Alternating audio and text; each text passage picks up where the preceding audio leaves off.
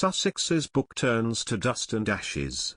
Public boycott Haz's tell-all memoir. We don't want to read it.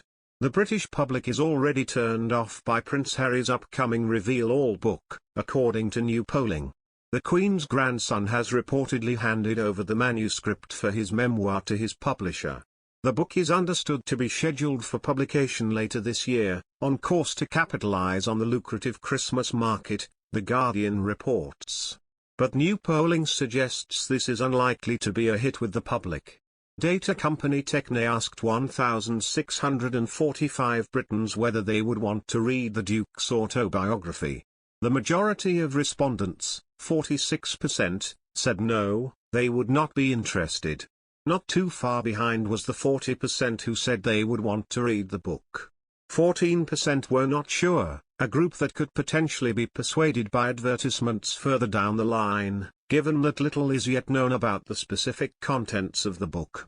One source told the Page Six website, "It's juicy, that's for sure." Another added, "There is some content in there that should make his family nervous." It is, however, also likely that some of those who now say they want to read the book will not, when the time comes, actually go out of their way to purchase it. Techne's polling suggested that women were more likely to want to read the book, 42%, than men, 37%. Perhaps surprisingly, the percentage of people wanting to find out what's inside the covers increased with age, with 32% of 18 to 34-year-olds saying yes compared to 47% of those over the age of 64. Almost the opposite trend can be seen in education level, with polling suggesting 35% of those with a higher degree would want to read the book compared to 57% of those for whom primary education is the highest title. There was little difference displayed in the level of interest between those who supported Leave or Remain in the 2016 Brexit referendum, but anticipation for the book did increase as the politics of those polled moved nominally to the right. While 44% of those who voted Conservative in 2019 said they did want to read the book, only 33% of those who voted Green agreed. The timing of the publication, in the same year as the Queen's Platinum Jubilee, has caused some controversy. Royal expert Richard Fitzwilliams earlier this year told Express.co.uk that this could help with publicity for the book but is likely to cause further strain within the royal family. He said, "The publicity surrounding its launch, while there is still a royal rift, is surely not the way to commemorate a year without precedent in an institution which goes back for over 1,000 years.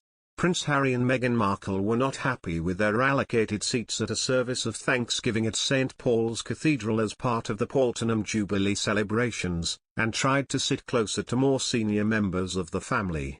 However, this request was blocked by none other than the Queen, according to author Tom Bower, writing in the new book Revenge, Meghan, Harry and the War Between the Windsors. They were sat next to fellow non-working royal Eugenie and her husband Jack Brooksbank, but their seats were not close to Prince Charles and Camilla or Prince William and his wife Kate."